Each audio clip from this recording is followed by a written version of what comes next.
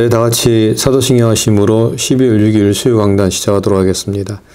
전능하사 천지를 만드신 하나님 아버지를 내가 믿사오며 그 외아들 우리 주 예수 그리스도를 믿사오니 이는 성령으로 잉태하사 동정녀 마리아에게 나시고 본디오 빌라도에게 고난을 받으사 십자가에 못 박혀 죽으시고 장사한 지 사흘 만에 죽은 자 가운데서 다시 살아나시며 하늘에 오르사 전능하신 하나님 우편에 앉아 계시다가 저리로서 산자와 죽은 자를 심판하러 오시리라. 성령을 믿사오며 거룩한 공예와 성도가 서로 교통하는 것과 죄를 사하여 주시는 것과 몸이 다시 사는 것과 영원히 사는 것을 믿사옵나이다. 아멘.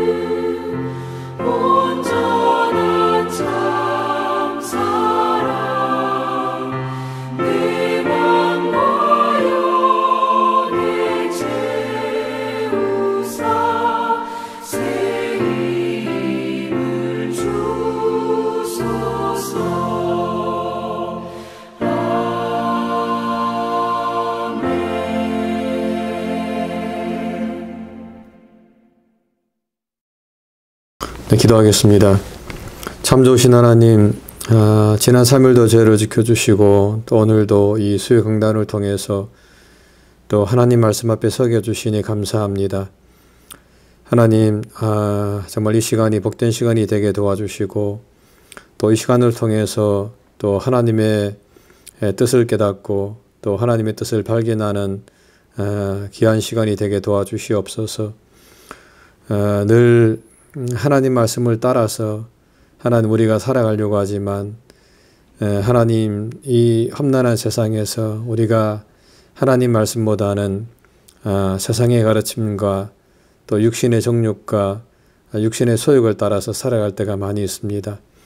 하나님 아버지 우리의 부족함과 연약함을 주님 용서하시고 다시 한 번 더 이 시간을 통해서 하나님의 뜻을 깨닫고 또 하나님의 인도함을 받는 복된 시간이 되게 도와주시옵소서. 하나님 또 이곳에 주의 몸전기를 세워주심을 감사합니다. 하나님 우리 은혜와 진리 장로교회가 하나님의 뜻을 이루어가는 귀한 교회가 되게 도와주시고 이 지역에서 지역교회로서 더욱더 든든히 세워져 갈 수 있도록 은총을 베풀어 주옵시고 선교하고 또 구제하고 전도하며 또 주의 사랑을 증거하는 귀한 교회가 되게 도와주시옵소서. 이 시간에도 성도들의 가정과 직장과 사업장 가운데 함께하여 주옵시고 한 영혼 한 가정도 시험에 드는 일이 없게 도와주시고 정말 모두가 다 주님의 은혜와 주님의 사랑 가운데 날마다 승리하는 삶을 살아갈 수 있도록 은총을 베풀어 주옵소서. 어린 자녀들을 주님께서 붙들어 주옵시고 그 자녀들 가운데 함께하여 주옵시고 한 영혼도 객길로 가지 않게 도와주시고 믿음과 말씀 안에서 정말 귀하게 성장하는 믿음의 자녀들이 되게 주님께서 은혜를 베풀어 주옵소서. 사랑하는 선교사님들 위에도 주님께서 함께해 주옵시고 하나님 복음을 전하며 하나님 전도할 때에 주님께서 은총을 베풀어 주시고 끝까지 그 사역 잘 감당하면서 하나님께 충성된 종이라 인정받는 귀한 주의 종들이 되게 은혜를 베풀어 주옵소서. 지금 하나님 처음 시작하는 시간입니다. 마치는 시간까지 주님께서 함께 하시길 원하옵고 하나님 아버지의 크신 은혜와 사랑 감사옵고 사랑 많으신 예수님 이름으로 기도하옵나이다. 아멘. 네, 말씀은 요한일서 3장 7절부터 11절까지 말씀입니다. 사랑하는 자들아 우리가 서로 사랑하자. 사랑은 하나님께 속한 것이니 사랑하는 자마다 하나님으로부터 나서 하나님을 알고 사랑하지 아니하는 자는 하나님을 알지 못하나니 이는 하나님은 사랑이심이라. 하나님의 사랑이 우리에게 이렇게 나타난 바 되었으니 하나님이 자기의 독생자를 세상에 보내심은 그로 말미암아 우리를 살리려 하심이라. 사랑은 여기 있으니 우리가 하나님을 사랑하는 것이 아니요 하나님이 우리를 사랑하사 우리 죄를 속하기 위하여 화목제물로 그 아들을 보내셨습니다. 사랑하는 자들아 하나님이 이같이 우리를 사랑하셨은즉 우리도 서로 사랑하는 것이 마땅하니라.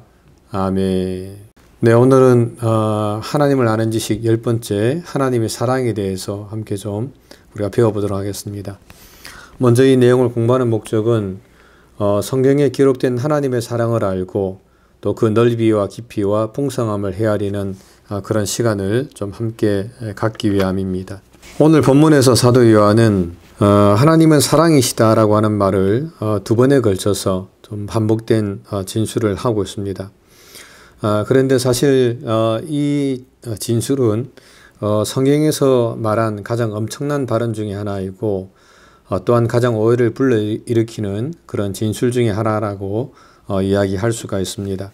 먼저 이 말이 성경에서 오해를 일으키는 진술 중에 하나가 되는 이유는 사도 요한이 지금 말하고 있는 사랑의 하나님은 세상을 만드셨지만은 하지만 그 세상을 홍수로 심판하시고 또 아브라함을 부르셔서 이스라엘이라고 하는 한 민족을 이루셨지만 그 민족이 우상을 섬겼을 때 하나님은 그 이스라엘을 다른 민족에게 정복당하게 하시고 또한 포로로 잡히게 하셔서 오랫동안 노예 생활을 하게 하신 분이 바로 이 사랑의 하나님이시기 때문에 그렇습니다.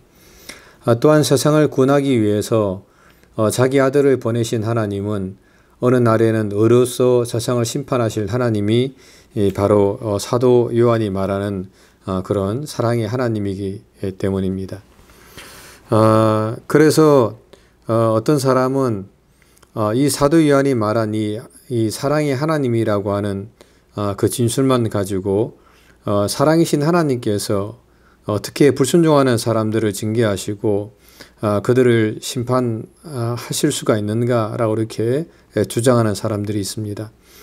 다시 말하면 사랑의 하나님은 그렇게 하실 수가 없다라고 그들은 말을 하고 있는 것입니다. 근데 의외로 참 많은 사람들이 그렇게 주장하는 것을 우리가 좀 보고 있습니다. 하지만 이것은 하나님에 대한 두 가지 전제를 잘 모르기 때문에 하는 말입니다. 그 첫 번째는 하나님은 영이시다라고 하는 것입니다. 여기서 하나님이 영이시라고 하는 말은 하나님은 비물질적이고 비유형적이라고 하는 말입니다. 즉 하나님은 몸을 가지신 분이 아니시다라고 하는 그런 뜻입니다. 그분은 시공의 모든 제한을 받지 않으시며 어디에나 다 계시는 분이라고 하는 것입니다. 또한 하나님은 지체들을 가지고 있지 아니하신 분이십니다. 이 말은 그분의 인격이나 권능이나 성질이 완전히 총합이 되어 있어서 그 안에서는 어떠한 변화도 없다는 그런 말입니다. 그래서 야고보 사도는 야고보서 1장 17절을 통해서 이렇게 말씀하고 있습니다. 그는 변함도 없으시고 회전하는 그림자도 없으시니라 라고 말씀하고 있습니다. 즉 하나님은 영원토록 동일하신 분이다 라고 하는 그런 말입니다. 이 말은 영이신 하나님의 사랑은 사람의 사랑처럼 변덕스럽거나 변하는 것이 아니다 라고 하는 것입니다. 하나님의 사랑은 구약 성경에서나 신약 성경에서나 동일하다고 하는 것입니다. 즉 구약에서 세상을 심판하신 하나님은 신약에서도 동일하게 세상을 심판하시는 분이라고 하는 말입니다. 그것이 바로 사랑의 하나님의 모습이라고 하는 것입니다. 두 번째로 하나님은 빛이십니다. 요한일서 1장 5절은 이렇게 말씀하고 있습니다. 우리가 그에게서 듣고 너에게 전하는 소식은 이것이니 곧 하나님은 빛이시라 그에게는 어둠이 조금도 없으시다는 것이니라. 여기서 빛이라고 하는 말은 하나님의 율법으로 측정할 때에 거룩함과 순수함을 의미하는 말입니다. 반대로 어둠이라고 하는 말은 하나님의 율법으로 재어볼 때에 도덕적인 부패와 불의를 의미하는 말입니다. 그러므로 사도 요한의 요지는 빛 안에서만 행하는 사람들만이 아버지와 아들과의 교제를 누릴 수가 있다는 말입니다. 이와 같이 사랑이신 하나님은 무엇보다도 먼저 빛이십니다. 또한 하나님의 사랑은 거룩한 사랑입니다. 도덕적인 구별에는 무관심한 하나님이 아니라 의를 사랑하시고 불의를 미워하시는 거룩한 하나님이십니다. 또한 하나님은 그가 일단 받아들인 자들에게는 철저한 훈련을 시키시는데 그것은 그들이 추구하는 것을 얻게 하기 위함이다라고 성경은 말씀하고 있습니다. 히브리서 12장 11절은 이렇게 말씀하고 있습니다. 무릇 징계가 당시에는 즐거워 보이지 않고 슬퍼 보이나 후에 그로 말미암아 연단받은 자들은 의와 평강의 열매를 맺느니라 라고 말씀하고 있습니다. 그렇습니다. 하나님의 사랑은 엄중한 것입니다. 왜냐하면 그 하나님의 사랑이 사랑하는 자 안에서는 거룩을 나타내며 사랑하는 자를 위해서는 거룩을 추구하기 때문에 그렇습니다. 성경은 우리로 하여금 하나님이 사랑이시므로 그분이 거룩을 추구하지 않을 사람들에게 항복하실 하나님으로 성하지 않도록 해줍니다. 또한 하나님께서 그들의 더 큰 만족을 위하여 고통이 필요하다는 것을 아시면서 자기의 사랑하는 자들의 고통에서 피하게 하시는 분으로 생각하지 못하게 하신다고 하는 것입니다. 그렇다면 두 번째로 하나님은 사랑이시다라고 하는 발언이 성경에서 말하고 있는 가장 엄청난 발언 중에 하나의 이유는 무엇입니까? 그것은 하나님의 사랑은 죄인들의 복락을 하나님 자신의 문제와 동일한 것으로 보시면서 자신의 아들을 죄인들의 구세주로 주신 사랑이기 때문에 그렇습니다. 요한복음 3장 16절에는 이렇게 말씀하고 있습니다. 하나님이 세상을 이처럼 사랑하사 독생자를 주셨으니 이는 저를 믿는 자마다 멸망치 않고 영생을 얻게 하려 하심이니라. 즉 하나님의 사랑은 죄인들을 인도하셔서 언약적인 관계 속에서 하나님을 알게 하시고 또한 누리게 하시는 각각의 죄인들을 향하신 하나님의 선하심의 발동이라고 하는 것입니다. 이것을 우리는 5가지로 좀 설명할 수가 있습니다. 첫 번째로 하나님의 사랑은 그의 선하심의 발동이라고 하는 것입니다. 성경은 하나님의 선하심을 그의 우주적인 관대함으로 말씀을 하고 있습니다. 여기에 대해서 벌코프 박사는 이렇게 말했습니다. 하나님의 선하심은 하나님의 피조물을 윤택하고 친절하게 대하시도록 촉진시키시는 하나님의 완전성이다. 그것은 창조주가 자기의 지각 능력이 있는 피조물을 향하여 느끼시는 애정이다 라고 말했습니다. 즉 하나님의 사랑은 그의 선하심으로부터 시작이 되고 있다고 하는 말입니다.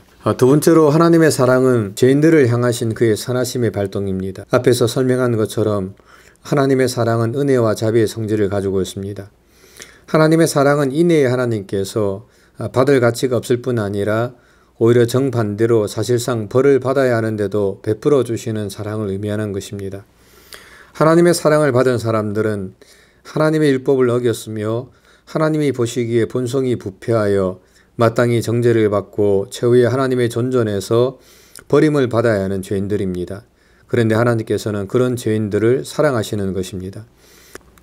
그 사람들에게는 하나님의 사랑을 끌어내고 촉진시킬 만한 것이 하나도 없었습니다. 그러나 하나님께서는 그들을 값없이 사랑하셨습니다. 하나님께서 그 사람들을 사랑하신 이유는 다만 하나님께서 그들을 사랑하시기로 결정하셨기 때문입니다. 그렇습니다.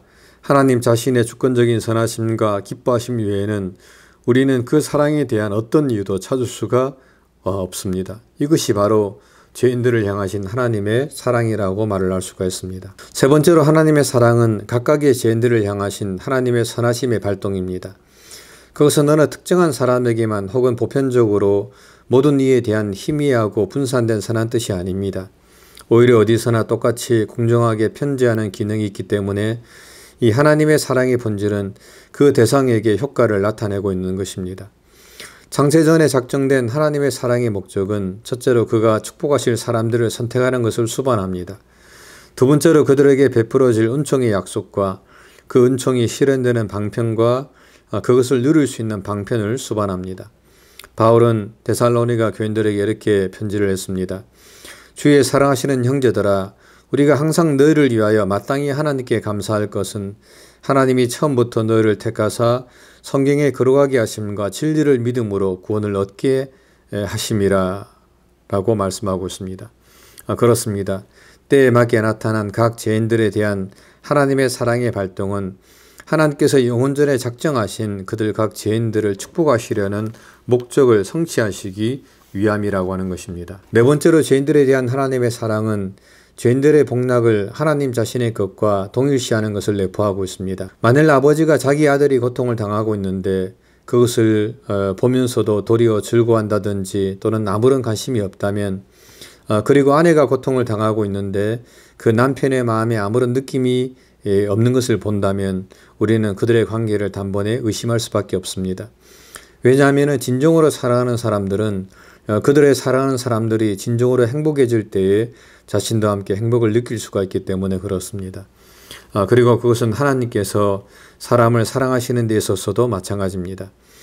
우리는 앞장에서 모든 일에 있어서의 하나님의 목적은 하나님 자신의 목적임을 말씀해 왔습니다. 하나님은 알려져야 하며 칭송과 경배를 받으셔야 하며 영광을 받으셔야만 하는 그런 분입니다. 하지만 이것만으로는 사실 완벽하지 않습니다. 이 진술이 균형을 이루기 위해서는 다음과 같은 사실도 알아야만 합니다.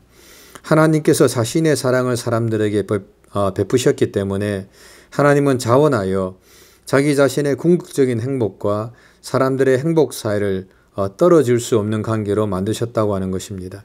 성경이 하나님을 그의 백성들의 사랑하는 아버지요 남편이라고 말하는 것은 괜한 일이 아닙니다. 하나님께서 사랑하는 자들이 마침내 고통에서 벗어나기까지는 하나님의 행복도 완전해지지 않을 것이라는 것이 바로 이 관계들의 깊은 본질로부터 나온 것입니다. 다섯 번째로 죄인들에 대한 하나님의 사랑은 자기 아들을 그들의 구세주로 주신 선물로 표현되고 있습니다. 하나님의 사랑의 척도는 사람이 되시고 죄를 위하여 죽으시고 그래서 우리를 하나님께로 인도하시는 유일한 중보자가 되신 하나님의 독생자를 선물로 주신 하나님의 사랑에 있습니다. 바울이 하나님의 사랑을 그 큰 사랑으로 지식에 넘치는 이해를 초월하는 사랑으로 말한 것은 조금 더 이상한 것이 아닙니다. 언제 누가 그처럼 고귀하게 아낌없이 모든 것을 사실 다 준 적이 있었습니까? 바울은 이 세상의 선물 그 자체가 다른 모든 은사를 약속한다고 말씀하고 있습니다. 자기 아들을 아끼지 아니하시고 우리 모든 사람을 위하여 내어주시니가 어찌하여 그 아들과 함께 모든 것을 우리에게 은사로 주지 아니하시겠느냐라고 바울은 로마서 8장 32절에서 말씀하고 있습니다. 신학의 저자들은 끊임없이 그리스도의 십자가를 하나님의 사랑의 무한성과 실제성을 증명하는 최상의 표징이라고 말씀을 하고 있습니다. 그래서 사도 요한은 그의 첫 번째 하나님은 사랑이시라 라고 하는 말을 하고 난 뒤에 곧바로 이렇게 말씀하고 있습니다.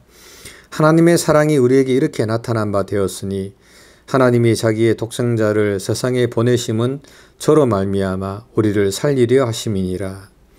또한 바울 역시 우리가 아직 죄인 되었을 때에 그리스도께서 우리를 위하여 죽으심으로 하나님께서 우리에게 대한 자기의 사랑을 확증하셨느니라 라고 말씀을 하고 있습니다. 말씀을 맺겠습니다. 여러분, 하나님은 사랑이십니다. 그리고 이것은 변함이 없는 진리입니다. 그렇다면 우리는 여기서 두 가지 질문을 좀 던질 수가 있습니다. 첫 번째는 그 하나님의 그 사랑을, 하나님은 사랑이라고 하는 그 사실을 우리가 정말로 진실로 믿고 있는가 하는 것입니다. 두 번째는 그렇다면은 그 사실을 믿고 있다면 우리는 왜 항상 하나님이 우리에게 주신 이 환경을 불평하고 못마땅해 여기면서 붕괴하고 있는가라고 하는 것입니다. 왜 나는 사랑의 하나님을 믿지 못하고 두려워하고 낙담하면서 그렇게 살아가고 있는가라고 하는 것입니다. 왜 나는 나를 그렇게 사랑하시는 하나님의 사랑 앞에서 또 이렇게 냉담한 삶을 살아갈 수가 있는가라고 우리는 질문을 해볼 수도 있는 것입니다. 여러분, 하나님을 바라보시기 바랍니다. 그분은 우리를 참으로 사랑하시는 하나님이십니다. 독생자 예수를 우리를 위해서 내어주시기까지 우리를 사랑하시는 그런 하나님이십니다. 그러므로 오늘도 우리를 향하신 그 하나님의 사랑을 바라보시면서 오늘도 믿음으로 승리해 가시는 저 여러분들 되시기를 주님의 이름으로 간절히 부탁을 드립니다. 예, 함께 기도하겠습니다. 참 좋으신 하나님, 또 오늘 이 수강단을 통해서 사랑의 하나님에 대해서 함께 배울 수 있도록 은혜 허락해 주심을 감사합니다. 사도 요한은 하나님은 사랑이시다라고 말씀했는데 하나님, 정말 우리가 이 사실을 믿고 있는가 한번 이 시간을 통해서 우리 자신을 되돌아보는 그런 귀한 시간이 되게 도와주시고, 바라기는 우리가 정말 그 하나님의 사랑을 믿으면서 정말 이 땅에서도 늘 감사와 찬양과 영광을 통해서 하나님께 영광을 돌리고, 또 우리의 삶 속에 함께 하시는 그 하나님을 바라보면서 이 땅에서 늘 기쁨으로 살아가는 저희가 될 수 있도록 은총을 나리워 주시옵소서. 하나님의 크신 은혜와 사랑 감사하고 사랑 많으신 예수님 이름으로 기도하옵나이다. 아멘. 주기도문으로 수요강단 마치도록 하겠습니다. 하늘에 계신 우리 아버지여, 이름이 거룩히 여김을 받으시오며 나라의 임하옵시며 뜻이 하늘에서 이룬 것 같이 땅에서도 이루어지리이다. 오늘날 우리에게 일용할 양식을 주옵시고 우리가 우리에게 죄 지은 자를 사하여 준 것 같이 우리 죄를 사하여 주옵시고 우리를 시험에 들게 하지 마옵시고 다만 악에서 구하옵소서. 대개 나라와 근세와 영광이 아버지께 영원히 있사옵나이다. 아멘.